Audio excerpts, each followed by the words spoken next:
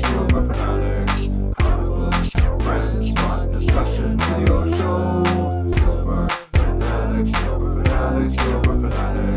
Hollywood friends, fun discussion video show.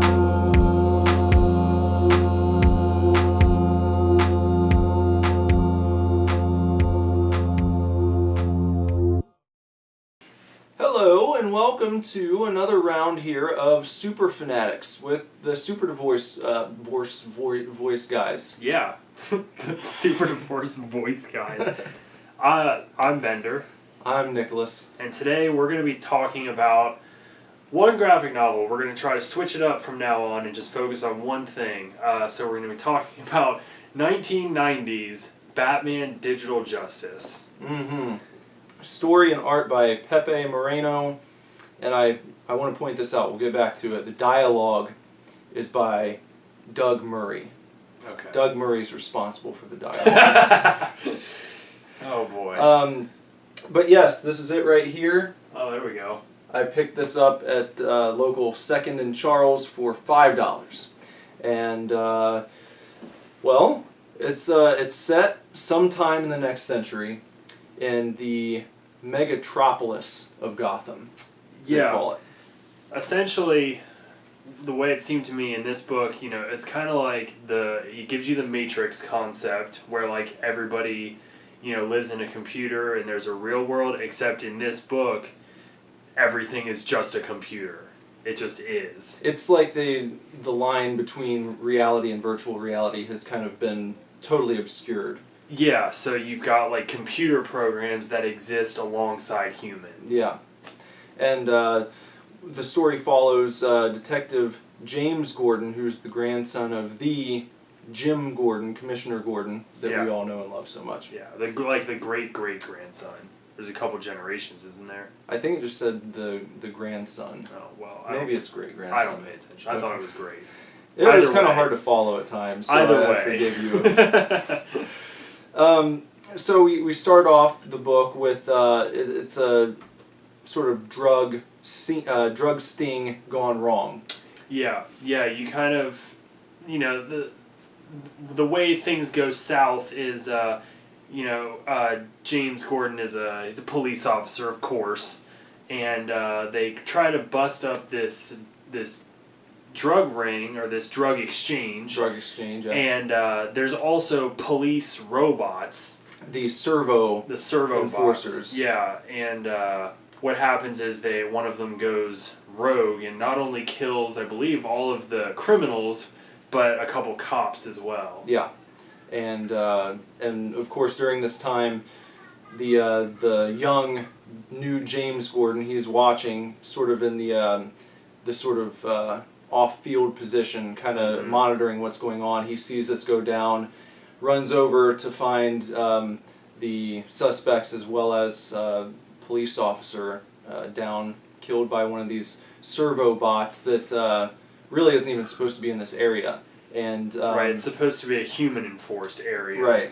Basically. So there's some suspicion there as far as what's going on, and that event right there kind of leads him down the rabbit hole. Right, that's sort of the trigger as to like, wait a minute, something's not right.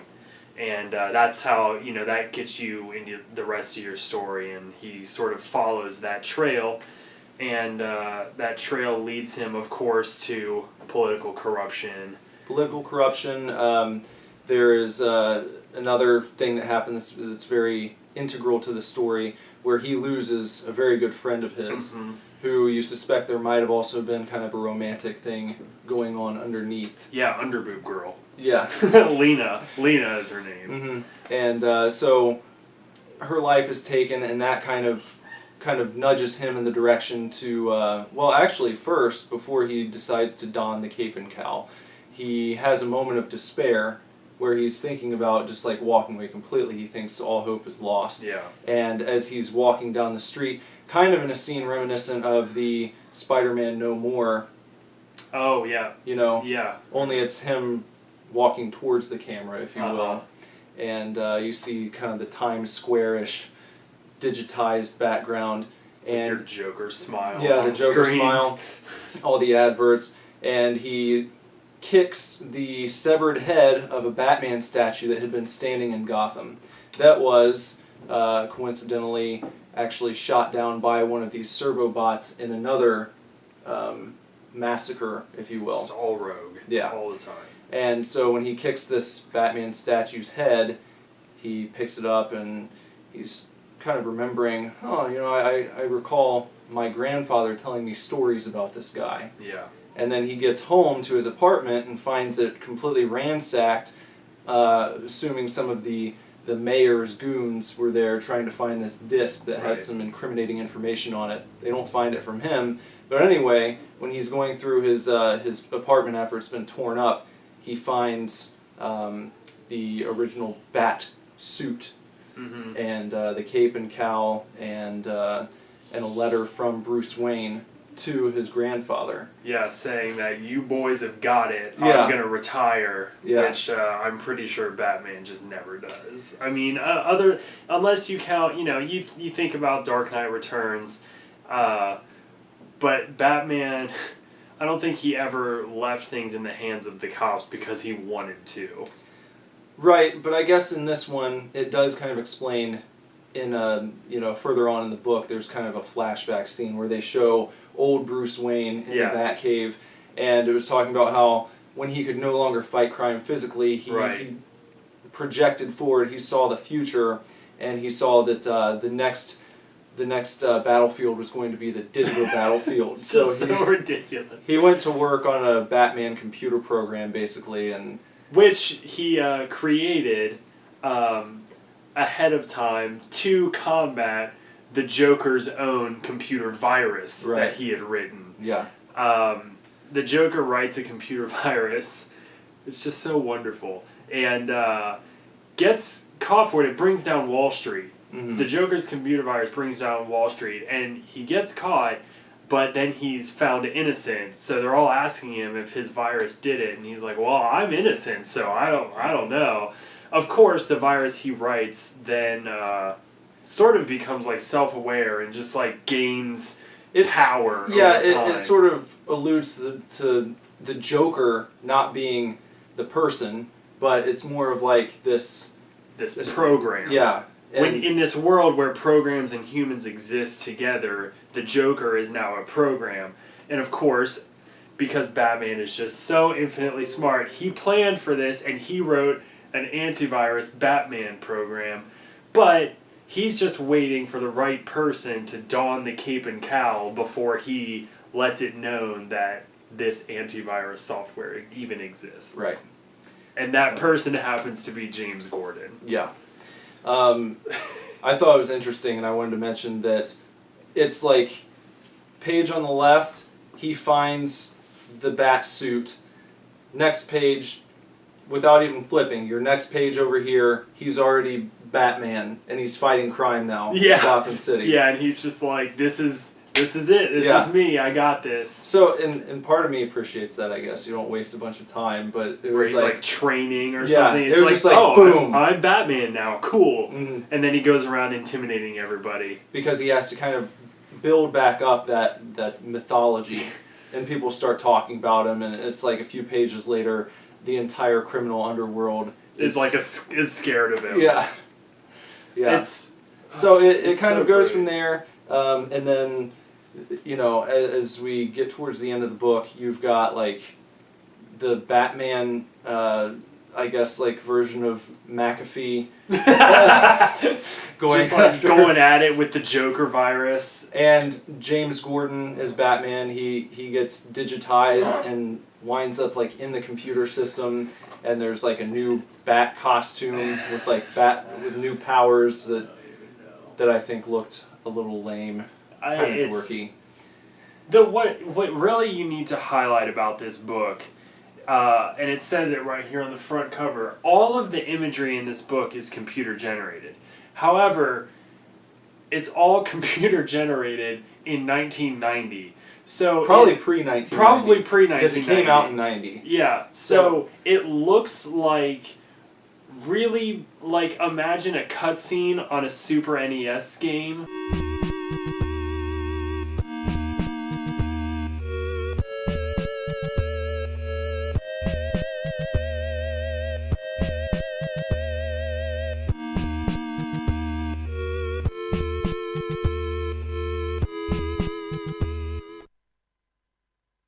you know, that's what all of the art looks like, the whole book, and it's...